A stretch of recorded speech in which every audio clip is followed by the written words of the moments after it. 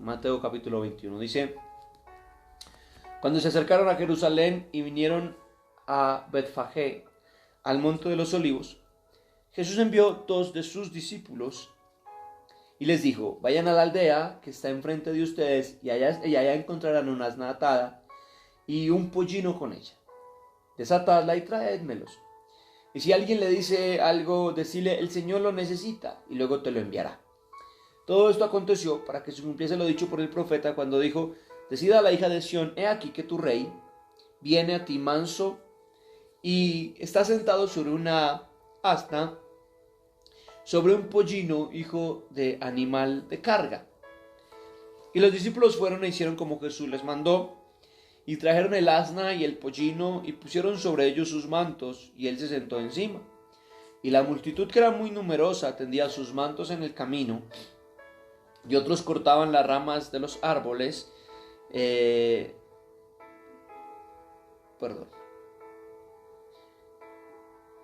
y las tendían en el camino.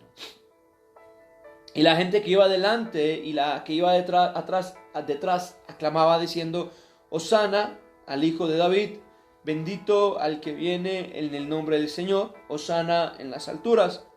Y cuando entró él en Jerusalén, toda la ciudad se conmovió diciendo: ¿quién es este?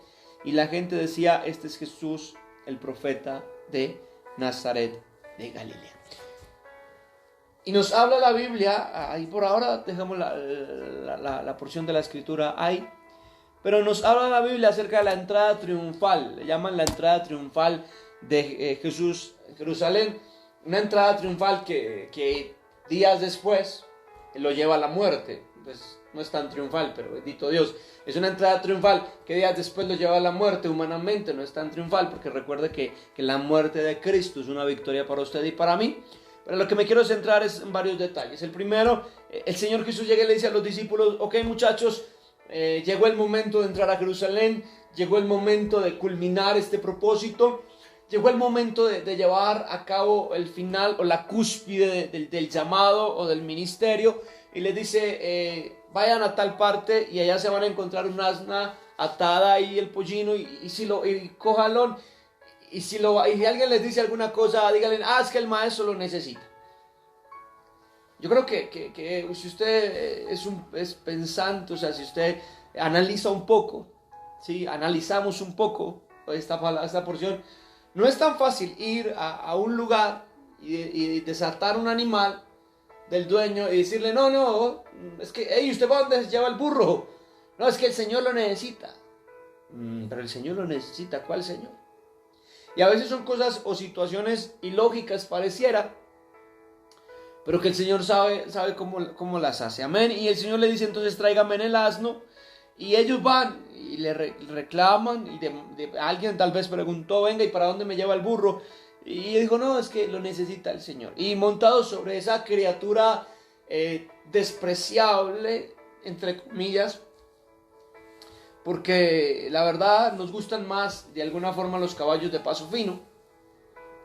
El burrito es más para que cargue, el burrito es más de desprecio. Es más, somos tan crueles que despectivamente a las personas que a veces se equivocan les tratamos de burros. Pero se nos olvida que fue un burro. Wow, y aquí es tremendo lo que puedo percibir por el Espíritu Santo. Se nos olvida que fue un burro en el cual el Señor Jesús entró o iba montado hacia la ciudad de Jerusalén. Y la verdad puedo decirte por el Espíritu Santo que conmigo hay muchos burros en los cuales el Señor está montado. Conmigo hay muchos burros en los cuales el Señor se ha montado para llevar su nombre, para que su nombre sea exaltado y su nombre sea glorificado. Y en esa porción de la Escritura dice que la gente le rendía una especie de pleitesía. La gente tiraba sus mantos, la gente se quitaba los mantos que tenían, los tiraban, y a lo largo habían árboles, cortaban las ramas y tiraban las ramas, y la gente gritaba, la gente hacía fiesta, la gente decía: Hosana, Hosana, bendito el Hijo de David, bendito el que viene en el nombre del Señor, Hosana en las alturas. Había una alegría tremenda en el pueblo o en la ciudad, porque el Señor Jesús había llegado. A tal punto que la gente comenzó a preguntarse, pero ¿y quién es este? Y muchos dijeron, pues este es Jesús, el profeta que viene de Nazaret de Galilea. Pero hay varias verdades bíblicas. Por ejemplo, la primera que le acabé de contar es que hay conmigo un montón de burros sobre los cuales el Señor viene cabalgando. No somos nosotros somos el burro, somos el medio por el cual el Señor viene cabalgando para llevar su palabra y llevar su mensaje. Pero otra gran verdad que quiero también compartirte el día de hoy, esta mañana, es que aquella multitud que proclamó el nombre del Señor, aquella multitud que exaltó al Señor, aquella multitud que le gritaba Hosana, Hosana, aquella multitud que se despojó de sus capas, aquella multitud que derribó árboles para ponerlos a los pies del Maestro, aquella multitud que tiró las ramas de los árboles y gritaba bendito, bendito, fue la misma multitud que días después gritaba crucifíquenlo, suelten a Barrabás. Pues la misma multitud, no fue otra. No fue que contrataron otra multitud, sino que la misma multitud que proclamó la entrada triunfal fue la misma multitud que días después gritaba crucifiquen. Fue esta misma multitud. Y ahí es cuando tenemos que entender algo, y es que no todo el que nos alaba, no todo el que reconoce tal vez algo bueno en ti, está de tu parte. Porque puede ser que en cualquier momento que vea la oportunidad, también te va a crucificar. Cualquier momento que vea la oportunidad, también te va a crucificar. Como le pasó aquí al Señor. Pero otra situación que tenemos que aprender es cuidarnos. Tenemos que cuidarnos de un día estar proclamando al Señor y al otro día estarlo negando. Tenemos que dejar esa religiosidad de que hoy proclamamos al Señor, pero mañana ya lo estamos negando. Pero mañana ya lo estamos crucificando. Yo sé que somos seres humanos imperfectos. Yo sé que usted y yo pecamos y fallamos constantemente. Pero debe haber en nosotros un cuidado. Pero debe haber en nosotros un esfuerzo, digámoslo así, por no proclamar su nombre hoy y mañana estarlo crucificando. Y vuelvo y te aclaro, somos humanos. Y el Señor mismo dijo, el que esté libre de pecado, que tire la primera piedra. Y ni siquiera Él la tiró. Por tal motivo no estoy desde la posición de estar libre de pecado. Estoy desde la posición misma de decir, wow. Muchas veces cuando lo proclamo, muchas veces después también voy y lo crucifico. Y debo aprender a cuidarme. Debo ser sabio. Y debo decirle, Señor, ayúdame. Ayúdame. Ayúdame para proclamar tu nombre. Pero también ayúdame para no terminar crucificándote. Y vuelvo y te aclaro, no estoy desde la posición de perfección. Estoy desde la posición de que todos nos equivocamos. De que todos la embarramos. Ahí sigue diciendo la Biblia. Y ya voy a terminar. Tenía que decirlo, uno lo dice en los altares. Dice, y entró Jesús en el templo de Dios y echó fuera a todos los que vendían y compraban en el templo y volcó las mesas de los cambistas y las sillas de los que vendían palomas. Y les dijo, escrito está, mi casa, casa de oración, será llamada, mas vosotros la habéis hecho cueva de ladrones. Y vinieron a él en el templo ciegos y cojos y los sanó. Pero los principales sacerdotes y los escribas, viendo las maravillas que hacía, y a los muchachos aclamando en el templo diciendo, Hosana al Hijo de David, se indignaron y les dijeron, ¿oyes lo que estos dicen? Y Jesús les dijo, sí, nunca leísteis, de la boca de los niños y de los que maman, perfeccionaste la alabanza. Y dejándolos, salió afuera de la ciudad a Betania y se quedó en Betania.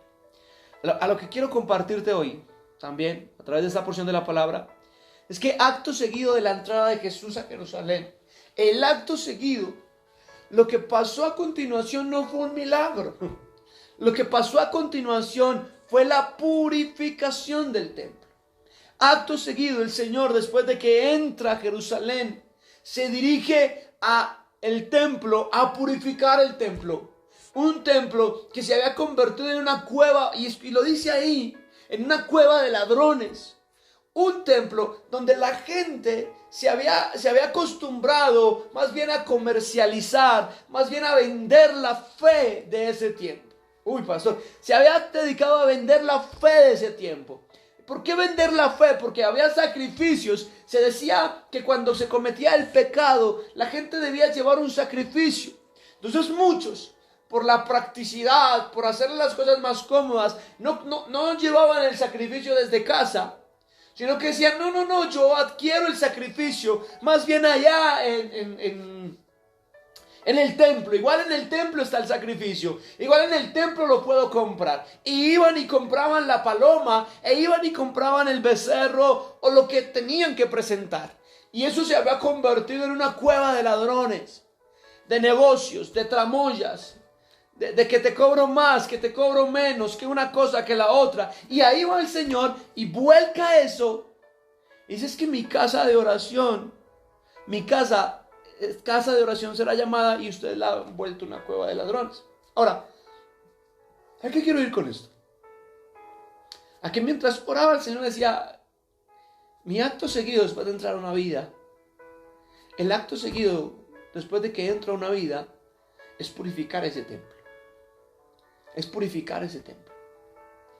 Déjame decirte que estos tiempos de pandemia, estos tiempos de encierro, te están llevando a purificarte, me están llevando a purificarme. Porque el Señor ha entrado a tu vida, el Señor ha entrado a mi vida. Y ya no somos dependientes de un templo, sino que hoy estamos siendo dependientes de Cristo, del templo que está en nuestros corazones.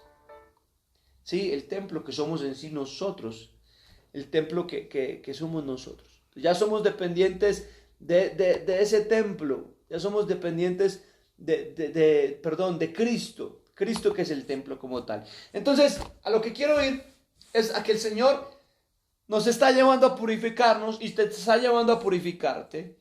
Y hay un proceso ahí de purificación que el Señor está haciendo en tu vida. Hay un proceso ahí de purificación que el Señor está haciendo en mi vida. El Señor nos está limpiando, donde el Señor está volcando nuestras mesas. ¿Qué quiere decir volcar nuestras mesas? La mesa de por sí muchas veces es comodidad.